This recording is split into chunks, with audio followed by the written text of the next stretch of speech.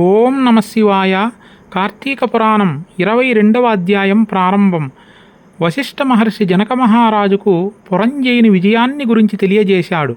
పురంజయుడు యుద్ధభూమిలో ఓడిపోయి అంతఃపురములో కూర్చుని చింతిస్తూ ఉన్నాడు. పురంజయుడు ఆ పరాజయాన్ని సహించలేకపోతున్నాడు. పురంజయుడు అటువంటి పురంజయుని దగ్గరికి తన పురోహితుడొచ్చాడు. పురోహితుడొచ్చి ఈ విధంగా చెబుతూ ఉన్నాడు, మహారాజా, మీరేమీ బాధపడకండి, మీరు యుద్ధములో విజయం సాధించేటువంటి మార్గాన్ని నేను మీకు తెలియజేస్తానన్నాడు. ఏమిటో చెప్పు అన్నాడు పురంజయుడు. మహారాజా, కార్తీక పౌర్ణమి విశేషమైనటువంటి పర్వదినం. అటువంటి పరమ పవిత్రమైనటువంటి కార్తీక పౌర్ణమి రోజున మీరు శ్రీ మహావిష్ణువును పూజించినట్లయితే మీకు తప్పకుండా యుద్ధంలో విజయం చేకూరుతుందని చెప్పాడు.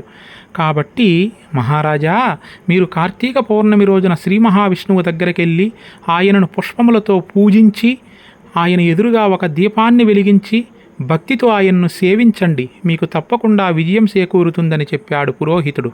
వెంటనే కార్తీక పౌర్ణమి రోజున శ్రీ మహావిష్ణువు ఆలయానికి వెళ్ళి చక్కగా పుష్పములతో పూజించాడు పురంజయుడు. శ్రీ మహావిష్ణువు ఎదురుగా ఒక దీపాన్ని కూడా వెలిగించాడు. తన పురోహితుడు చెప్పిన విధంగా ఆ శ్రీ మహావిష్ణువును సేవించాడు. ఆ విధంగా సేవించినటువంటి తరువాత యుద్ధానికి బయలుదేరిపోయి హోరాహోరీగా యుద్ధము చేస్తూ ఉన్నాడు. పురంజయుని ఎదురుగా తన శత్రువైనటువంటి కాంబోజుడు కూడా పురంజయునితో యుద్ధము చేస్తూ ఉన్నారు. ఇరువురు హోరాహోరీగా యుద్ధము చేసుకుంటున్నారు.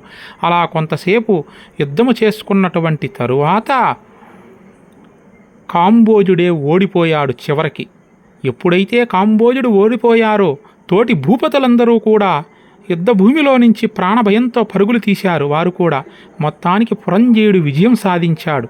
దీన్ని బట్టి మనకేమర్థమైందండి, ఎవరైతే శ్రీ మహావిష్ణువును పూజిస్తారో ఆయన తన భక్తుల్ని ఈ విధంగా రక్షించి ఇహపర సుఖాల్ని అందిస్తాడని చెప్పి మనకు అర్థమైంది.